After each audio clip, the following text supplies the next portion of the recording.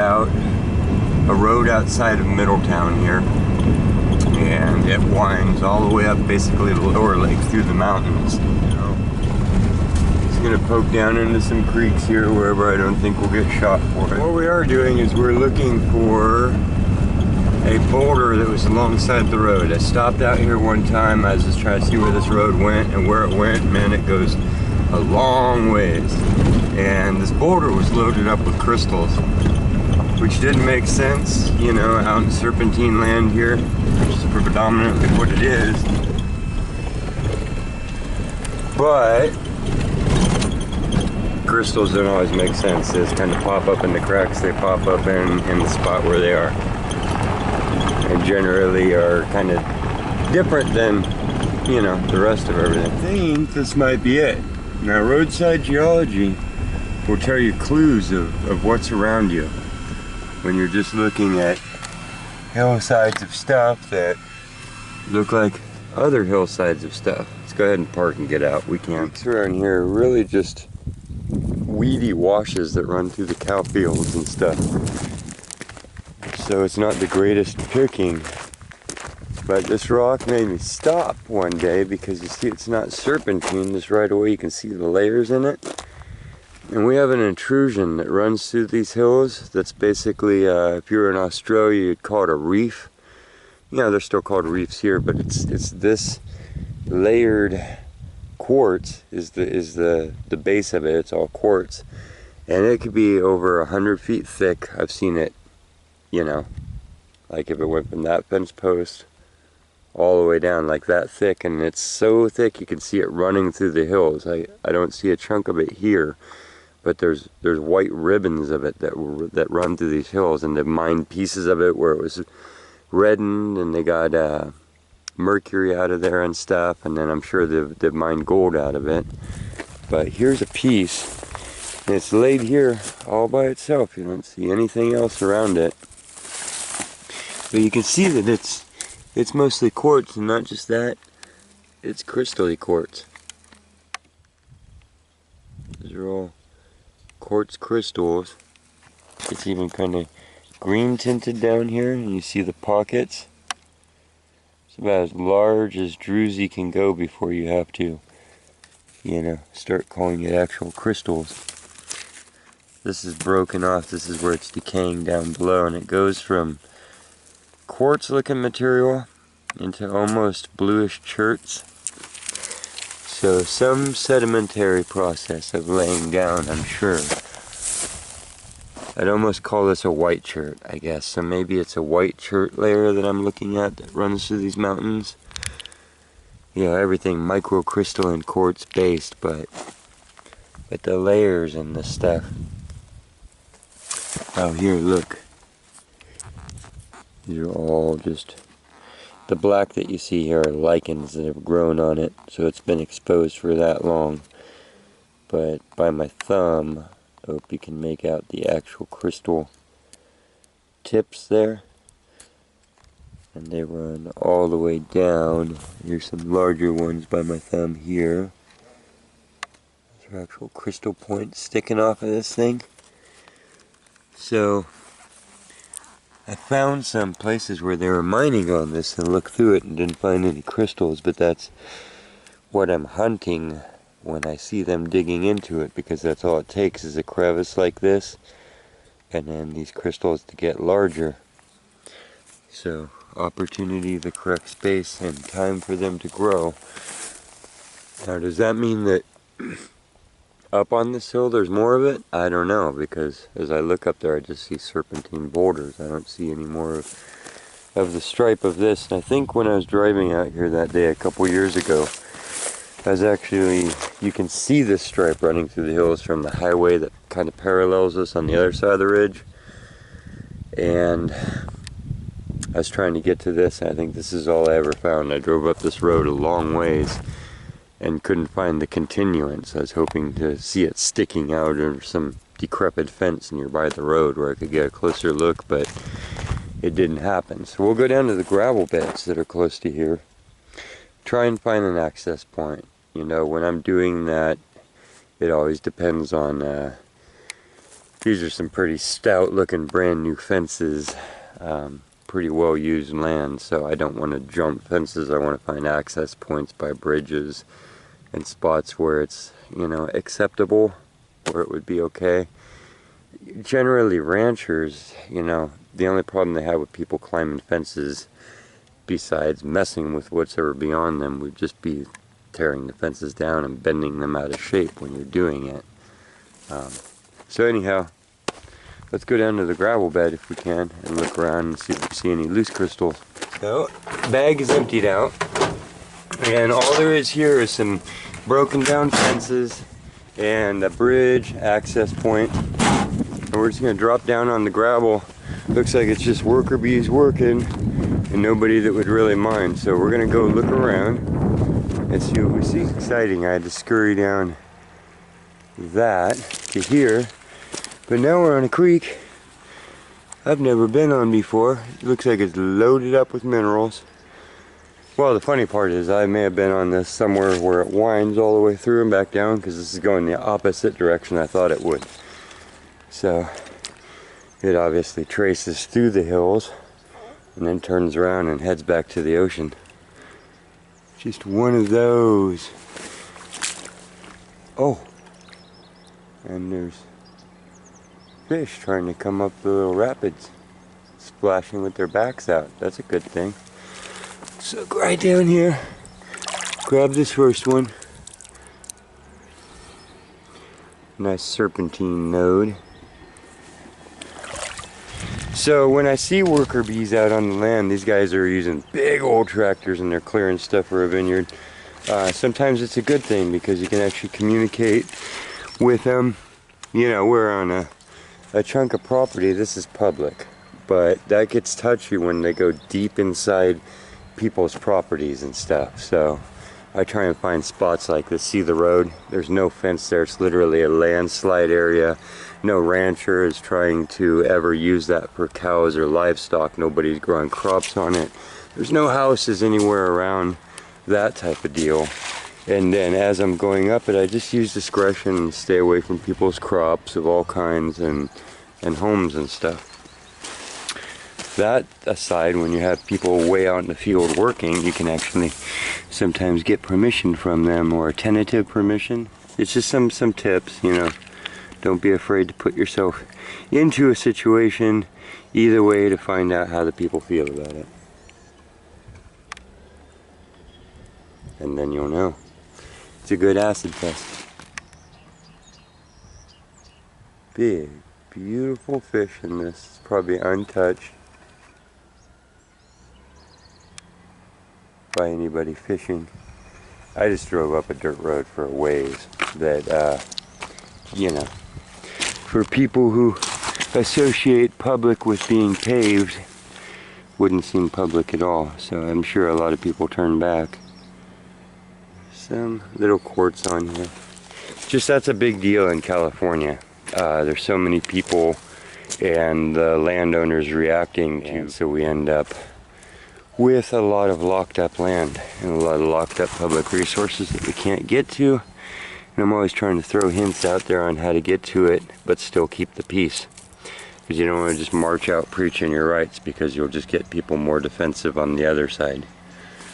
So look at this. That looks like a chunk of jade. I haven't said that for a while, huh? But look, oh, it is. There's the outside, the rind, you see it? And the clear inside. That is beautiful. That might even be true California nephrite. That is beautiful.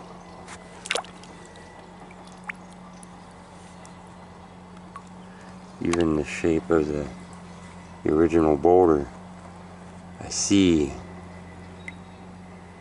Let me know what you think. Drop the jade in the bag, literally sitting here. Look at this. Is there chalcedony on this creek? Do you think? Definitely.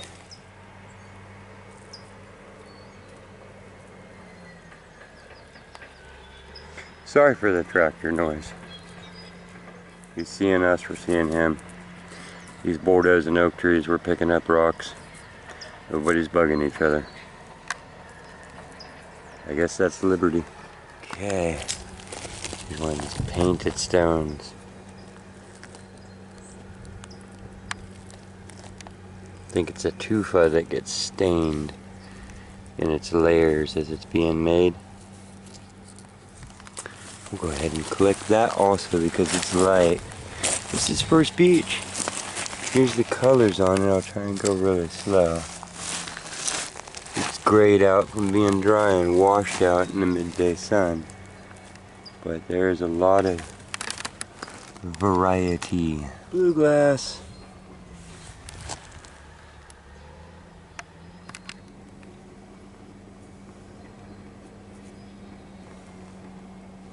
Type of maybe a black shirt. I'm just picking up stuff, put it in my pocket. We'll look at it wet when we get back over there. Purple glass. Grip bone.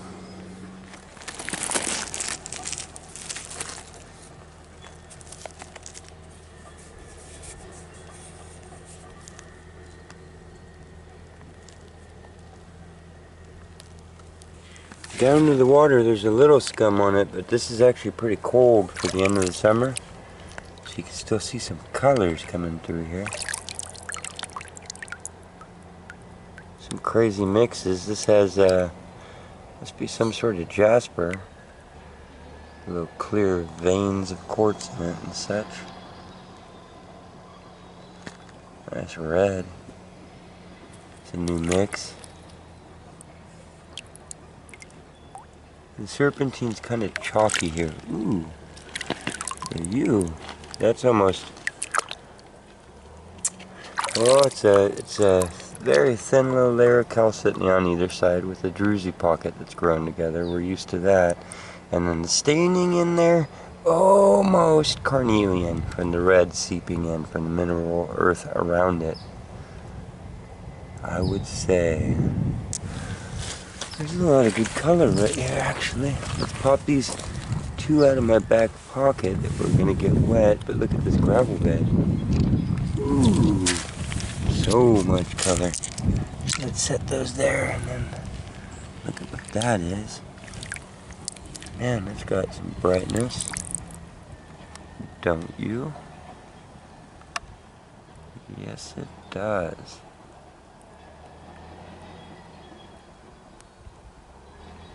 Back to these greens. This is also serpentine, but this one is way more crystalline. So translucent instead of chalky, and probably way more stable. And the color that you're seeing on the surface here will be true all the way through.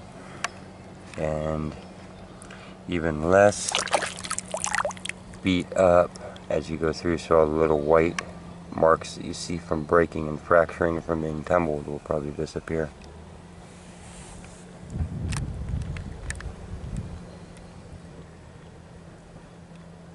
Damselfly before it has its wings. Dragonflies are bigger.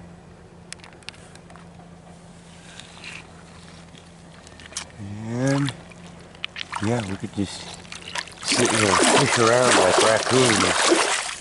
The water's moving pretty quick. We'll see what happens if we do that in one spot.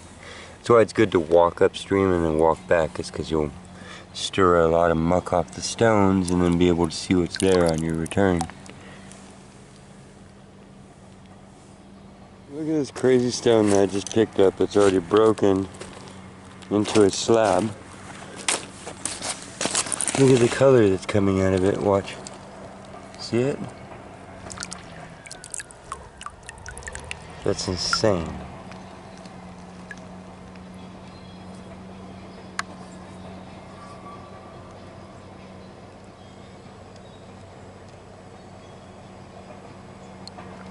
A type of just beautiful jasper that has fractured into what? Look at that shape. And the colors in it. It goes from the greens into these swirly fire purples, and that is all just very, very, try and get you the super close-ups here. I mean, you know, jaspers and agates, look at that. That's some of the best parts of them, is where that quartz fills them in and they get the, that's like almost moss agate, but it's oranges and reds and fires. Wow. Stone of the day so far. It looks like a river estuary flowing out into some fiery Syrian desert land, you know? Let's find more of this pre-slabbed goodness.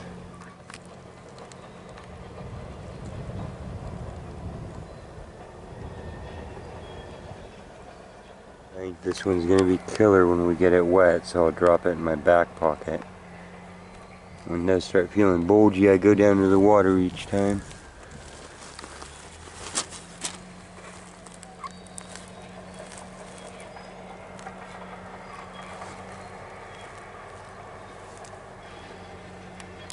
Look at the weaving on this one. It's that same lined stuff, but it just looks like leather wrappings all trapped on itself. That is sweet.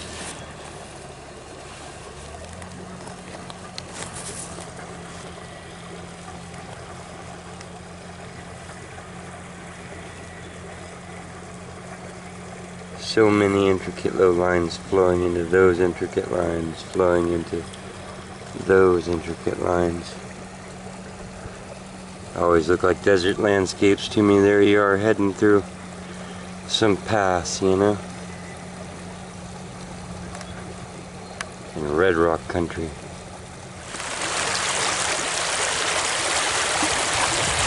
Ooh, big old trout swimming up and away. Oh man, is that big old gob of calcetiny stuck over there? Look at that. There's a quartz. Dry shoes. Slippery rock. Looking like the calcetiny of the day. How are we gonna get there?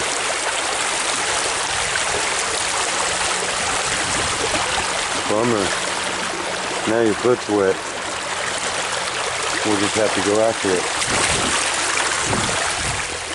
Uh-oh. Now both feet are wet. Okay. Well, we fell in. And it is not calcetiny. It's okay, that's what you do with new boots. That's just a big old clear chunk of quartz. It just looked blue enough. I'm not carrying that out right now. My feet are wet. Wow. This little wetting process though. You see a layer of calcetiny here.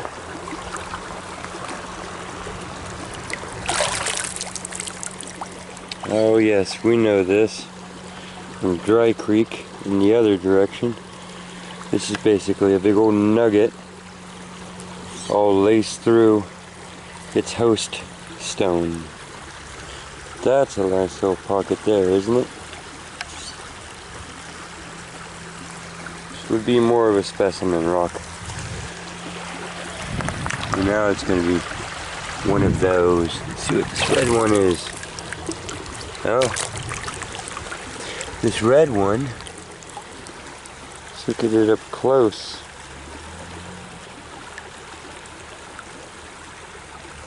She ends up being very crystalline. It's got a red rind on it most of the way around, but it looks like it might, see the red rind peeling back here. Looks like it might actually be a white in there. Somewhere between a jasper and rhyolite in weight is all I'm saying. Didn't feel as heavy as it should for this big of a stone. Let's toss that one there and we'll break it in half.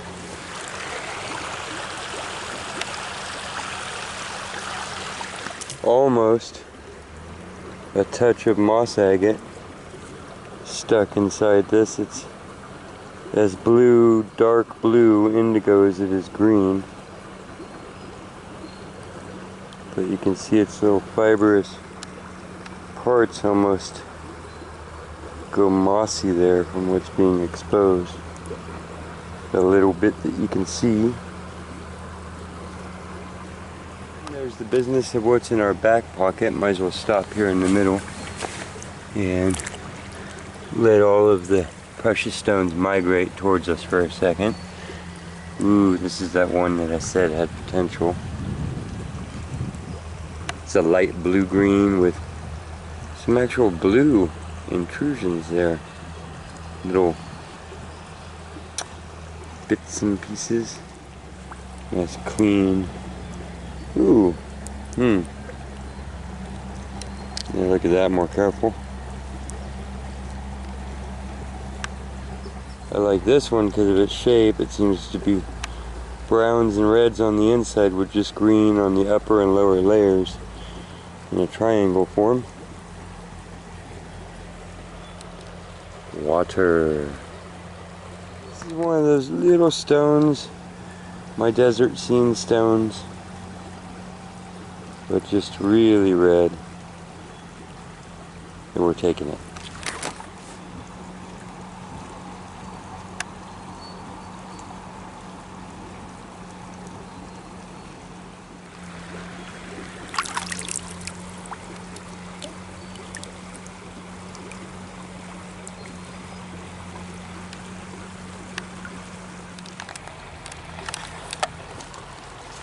Now I know that there is difference in how you break a rock. I agree, but for sampling purposes, one-handed with the camera, we're gonna do that. Look inside, that's right, it's all white. And it's got some crazy, there's the red to lighter pinks and into the white. It's not bad. Look at the oranges in there. We're going to take that whole one home. We might reduce that some more. Just even for the sake of getting some polished stones with that crazy clear orange in there. Nice. Got a lot of fiber running this way in it. You can make that out. Grain. The other pieces in the bag, these are the remainders. Going on. They have the same thing going on. Here's the very end piece. More of that orange.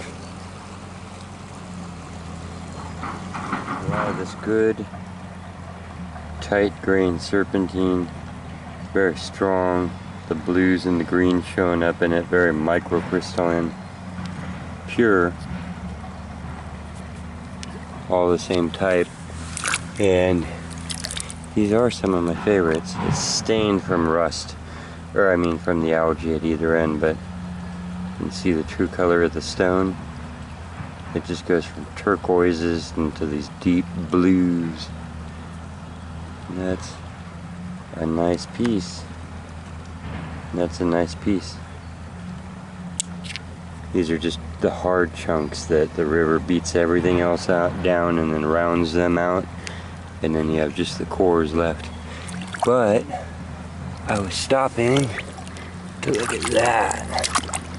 Some crazy mixed up colors in this creek. You see the fire of that already? The side profile first. Right? Washes out. That's actually gets lighter pink. And that's the side that I saw with all the yellows in it and the two stripes, and side profile is pretty nice. That's actually the cross section too. So we could assume that might go all the way back. You're staying wet today. This is just a creek full of super pure serpentine for sure. Oh, my brain must be craving the blues and the greens. I mean, it always is, but that's what's standing out in this dry, dry world. Oh, it's got all this slime all over everything. Wow. Wow. Look at that.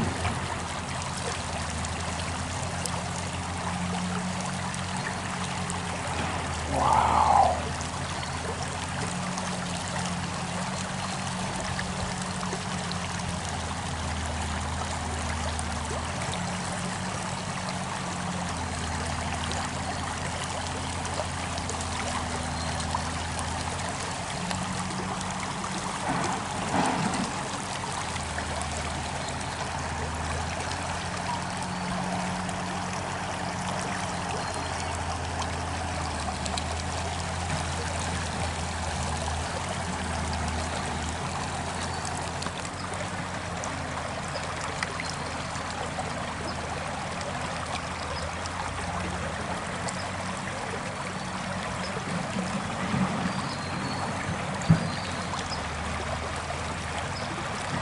Well, the decision to get my feet wet was a good thing because there's very little gravel. Oh, I see some up here.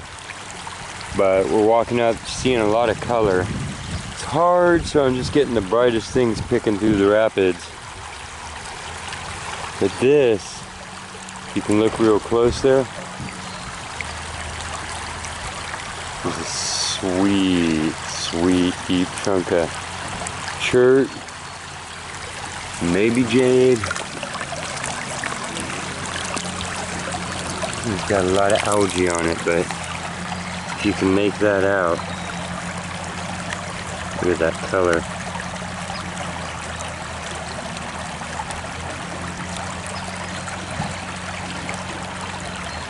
It's all stained brown by the slime on the back.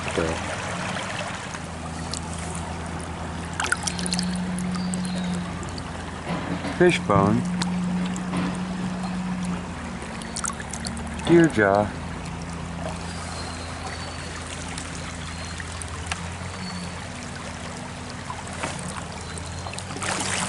Calm spot where the bones pile up.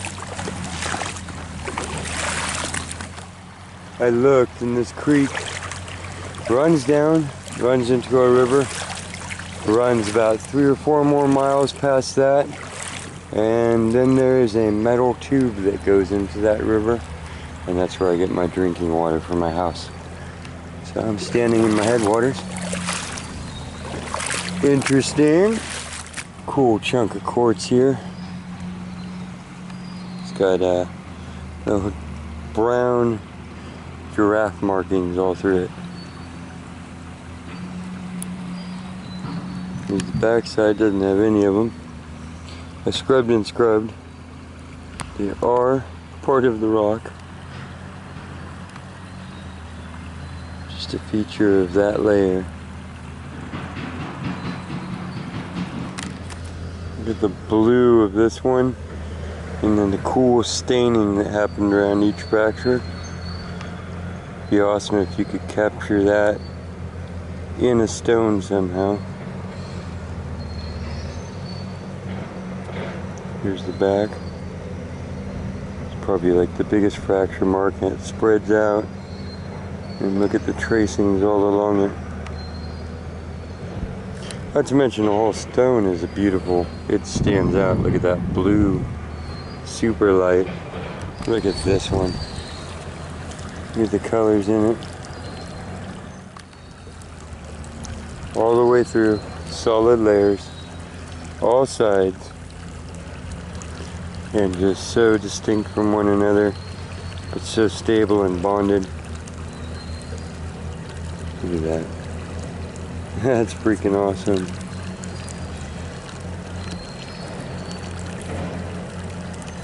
Yes. Big old gravel bed here. Kind of just working the little strips. Working back towards the truck. It's going to be it for today after we get back there, but this is a great spot for me to keep coming and finding stuff. It's got a pretty full bag, so.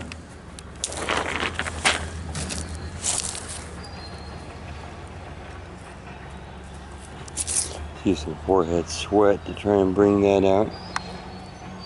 Black and real light blue with some shinies to it. Okay.